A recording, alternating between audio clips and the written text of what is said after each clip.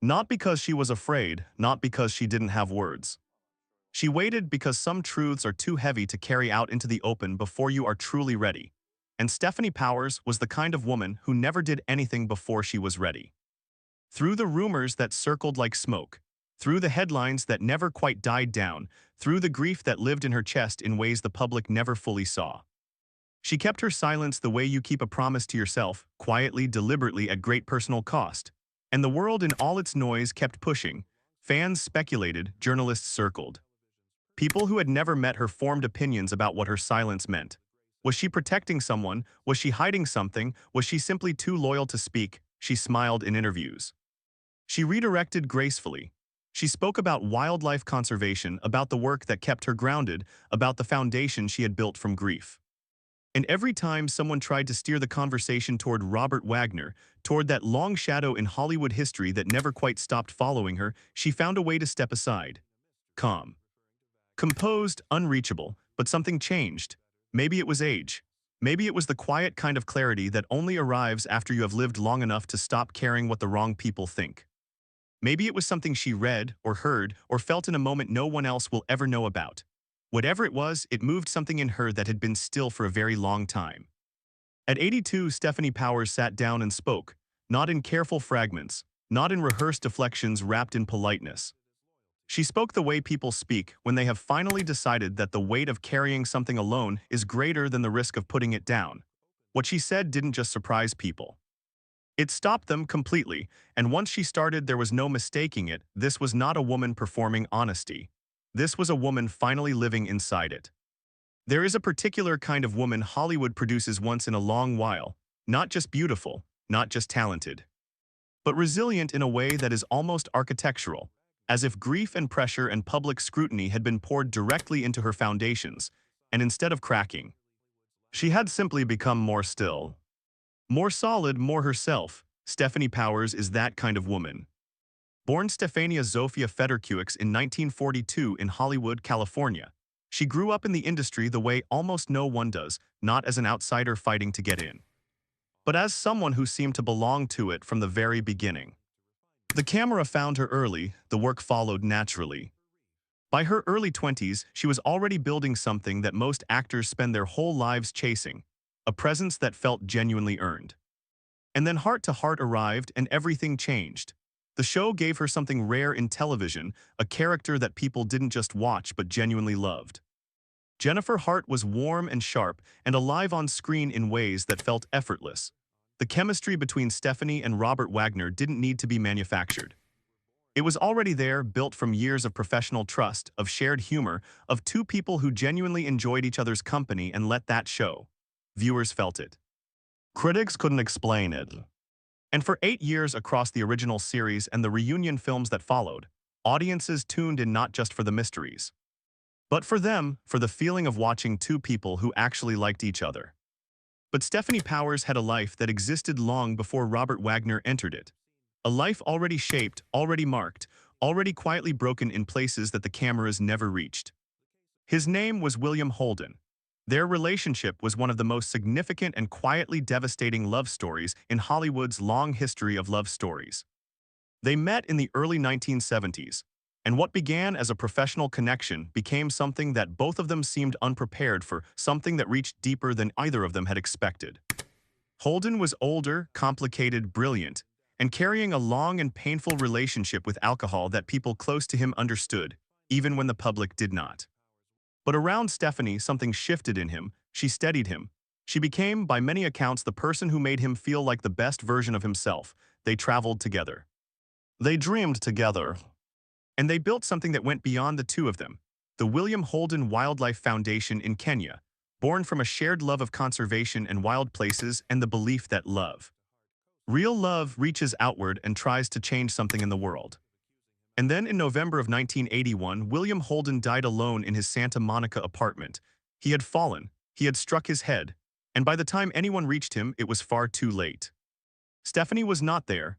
That detail, not a choice, just the terrible randomness of timing, stayed with her in ways that never fully resolved.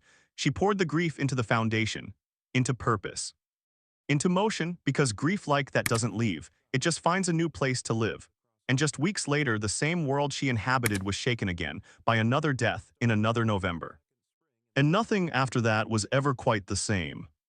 By the time 1981 drew to its brutal close, Stefanie Powers and Robert Wagner had been bound together by years of professional partnership that had quietly grown into something more layered, a friendship with its own language, its own shorthand, its own specific kind of warmth that only forms between people who have spent years pretending to love each other convincingly enough that some of it becomes real. Wagner, known to everyone close to him simply as RJ, carried his own complicated history. He had married Natalie Wood twice.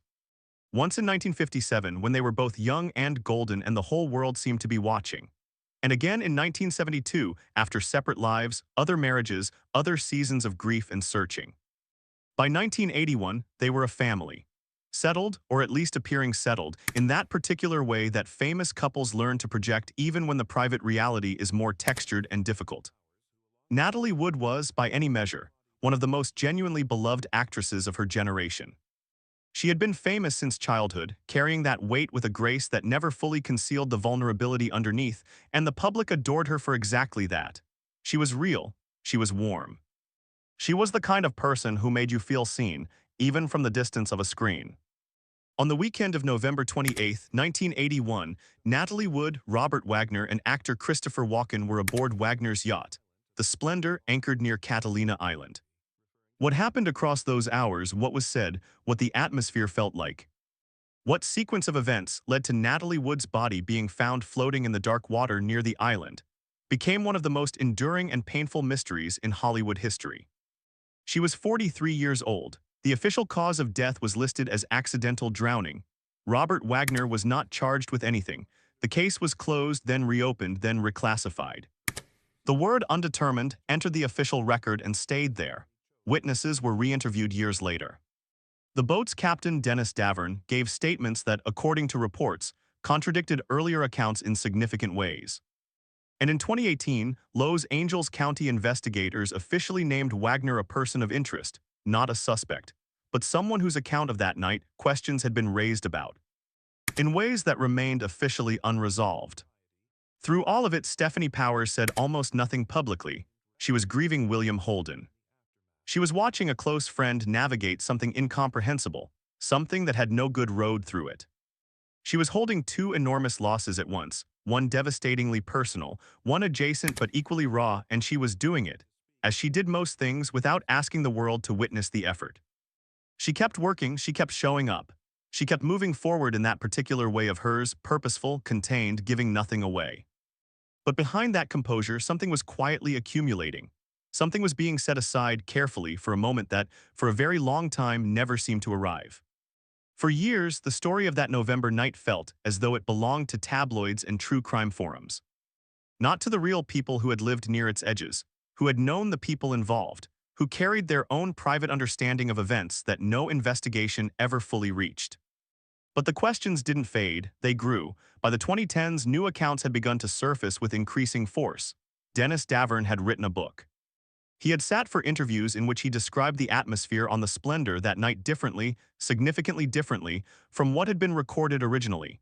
He spoke about arguments, about tension that built across the evening, about a timeline that, according to his account, had not been accurately represented in the initial investigation. Natalie Wood's sister, Lana Wood, had become increasingly and unrelentingly vocal. She wrote her own account of what she believed had happened and what she believed had been allowed to remain unexamined. She appeared in documentaries. She spoke with a directness and a raw, unwavering certainty that made it clear she had never accepted the official version of her sister's death, and never would. The Los Angeles County Sheriff's Department reopened the investigation in 2011. They interviewed new witnesses. They gathered new information. And then in 2018, they named Robert Wagner a person of interest, a designation that carries real weight even when it carries no legal consequence. And that changed the shape of the public conversation in ways that could not be undone. Wagner, through representatives, maintained that he had cooperated with investigators and had nothing to hide. But the designation remained. And it changed something quietly, permanently, in the way the story was told. Through all of it, Stefanie Powers stayed quiet. She gave journalists almost nothing. She gave fans almost nothing. She held the line she had drawn for herself with a consistency that was almost remarkable given the pressure. Until something shifted. What exactly changed is genuinely difficult to say. Some who know her have suggested that Lana Wood's increasingly public campaign reached her in ways she hadn't anticipated. Others point to the wave of documentary attention, particularly one major production that brought the story to an entirely new generation of viewers and reignited public interest with a force that felt impossible to simply stand apart from. Whatever the turning point was, Stefanie Powers reached it, and when she did, she decided that silence had finally run its course. To understand what Stefanie Powers eventually revealed, you first have to understand what she had been protecting and what she hadn't. She was not protecting Robert Wagner in any legal sense. What she was protecting was something far more complicated and far more human than that. She was protecting a version of history she had lived inside. A friendship that had spanned decades and had real weight to it. Her own understanding of a man she believed she knew, while simultaneously sitting with the quiet, uncomfortable possibility that knowing someone deeply does not always mean knowing everything about them. That is the human tension at the very center of her silence, and it is not a simple thing. She had worked beside Wagner for years. She had watched him grieve Natalie Wood in real time, publicly, and in ways that appeared to those around him to be genuine. She had seen him carry that loss. And she had also watched, across the years that followed, as that grief became increasingly shadowed by suspicion that no amount of time or official language fully dissolved. According to those close to her, Stefanie had begun speaking more openly in private in the years following the 2018 Person of Interest designation. Not with anger, not with accusation, but with a particular kind of sorrowful complexity, the quiet acknowledgement that something about that night and something about everything that came after it had never fully settled inside her. Not the way things settle when you've made your peace with them. What she chose to say publicly, carefully, and with evident deliberateness in conversations that circulated in 2024 was layered in that same way. She spoke about the atmosphere within Wagner and Wood's relationship in their later years. Not to condemn, but with the honesty of someone who had been present in ways that the public record never captured. She acknowledged that what she had personally witnessed and what had been publicly presented were not always the same picture. She spoke about loyalty, about how loyalty can mean protecting someone, and how it can also, eventually, mean telling a truth that the silence was beginning to obscure. She was explicit that she was not accusing Robert Wagner of a crime. She was clear about that. She did not cross that line, but she did say that certain things had troubled her for a long time. That certain accounts she had heard or read had not matched her own memories or her own impressions. That she had sat with these questions across decades, and that sitting with them year after year had cost her something she was only now, at this point in her life, beginning to fully name. The most striking thing about what Stefanie Powers shared, the thing that stays with you longest after you've heard it, is not what she said about Robert Wagner. It is what she said about herself. She spoke about the particular and very specific loneliness of being an indirect witness to something enormous. Not someone who was on the boat that night. Not someone with direct evidence or first-hand sight of what happened, but someone who existed close enough to the center of it all to carry impressions and conversations and private knowledge that never made it into any formal record. That kind of proximity, she seemed to suggest, carries its own weight, its own responsibility, its own slow cost. She spoke about what it truly means to be loyal to someone while also being uncertain about them. And she acknowledged, with an openness that felt genuinely hard-won, that those two things had lived inside her at the same time for a very long time. In Hollywood, in any world built on close relationships and shared reputation, loyalty is not a small thing. It is currency. It is identity. And Stefanie Powers had spent decades being understood as someone who honored her word, kept her own counsel, and did not offer private grief or private doubt up to public consumption. Speaking now, she seemed to understand that her silence had been read in multiple ways by multiple people. Some had seen it as loyalty. Some had seen it as something more troubling than that, as a kind of cover, even if an unwitting one. Some had simply seen it as the restraint of a woman who knew the difference between uncertainty and truth and chose not to confuse them publicly. She addressed all of that in her own way. According to reports from those present at her more candid conversations, she expressed something that amounted to this, that she had no certainty about what happened on the Splendor that night. Certainty was never something she had been given access to, and she was honest about that. but she made clear uncertainty is not the same as neutrality. And she had reached a point in her life where continuing to present herself as undisturbed, when she was not undisturbed, felt less like dignity and more like a quiet dishonesty she could no longer carry. She spoke about Natalie Wood not as a mystery to be solved or a headline to be revisited, but as a woman.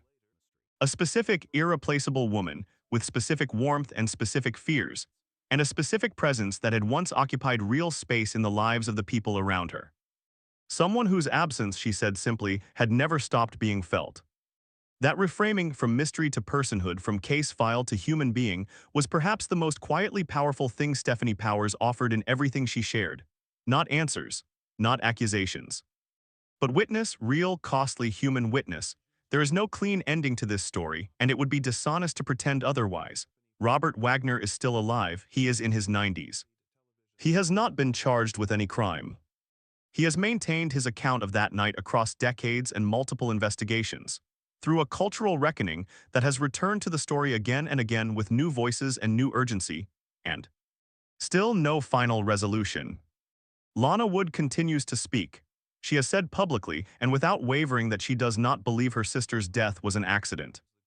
She has said she believes answers exist that her family has never been given, and she seems to have made it her life's work to keep asking for them.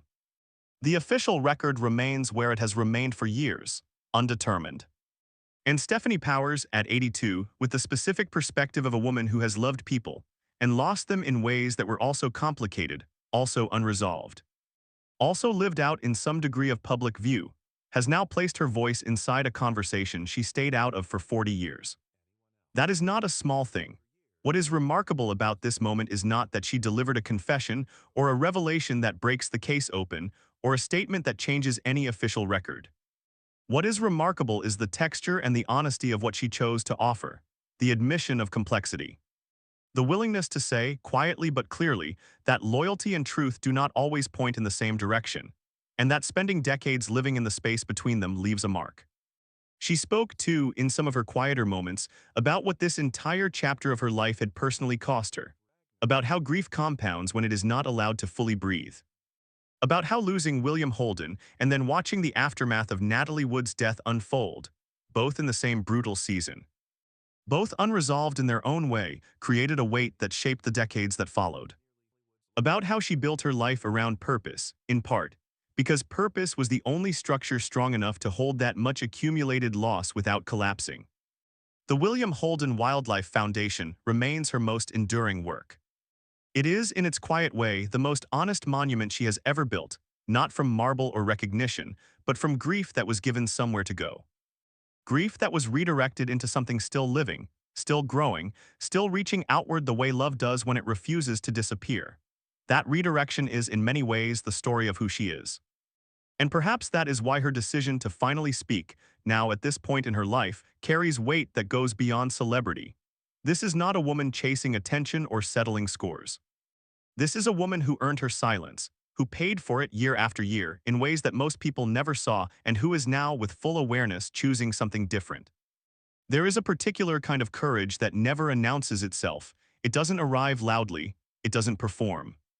It waits in the quiet places, sometimes for years, sometimes for entire lifetimes, until the moment when silence costs more than it protects. Until the weight of what is being held finally outweighs the risk of setting it down. Stefanie Powers has lived her entire life inside that kind of courage. She loved a complicated man with her whole self and lost him suddenly, without warning, without the chance to say the things that are always left unsaid. She watched a close friend become the center of one of the most painful, unresolved stories in modern Hollywood history. She carried both of those things with grace, without complaint, at an enormous and largely invisible personal cost, for longer than most people would have managed. And then at 82 she chose to speak, not to rewrite anything, not to condemn anyone. Not to finally deliver the clean, satisfying answer that the public has always wanted from this story. Because that answer, if it exists at all, is not hers to give. What she offered was something more honest than resolution. The acknowledgement that truth is almost never clean, that loyalty is almost never simple. That a life lived close to tragedy leaves marks that do not entirely fade, no matter how much purpose and meaning you layer over them across the years. What lingers after hearing her speak is not a new understanding of what happened on the Splendor on that November night in 1981. The official record has not changed. The legal status of the case has not shifted.